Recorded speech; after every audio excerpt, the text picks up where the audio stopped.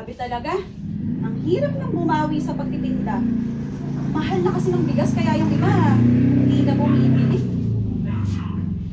Eh kaso, kung ibababa naman natin yung presyo, tayo din malulugi.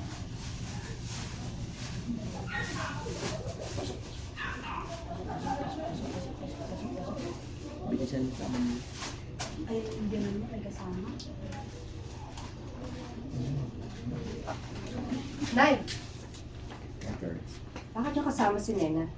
Papatakan ko ng gatas ni Nena ang mata ng anak mo. Di ba may sore eyes?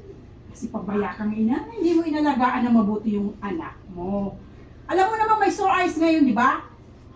Inuuna mo pa yung makipagchismisan? Nay! Nagtitinda ako sa talipapa.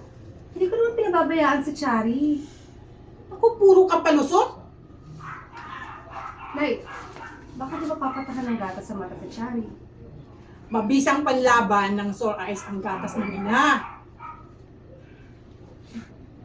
Ah, hindi na lang natin ibili ng gamot. Baka may lalong na-infection yan eh.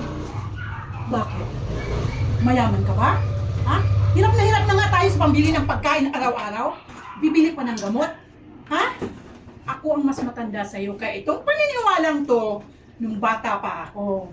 Kaya ginagawa din yan sa amin ng lola ko at nanay ko. Huwag kang kumontra. Nay, ano na naman to?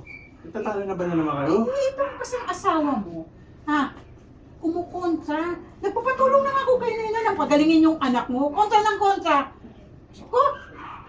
Pasok na nga tayo, Nina. Puntahan natin si Charin.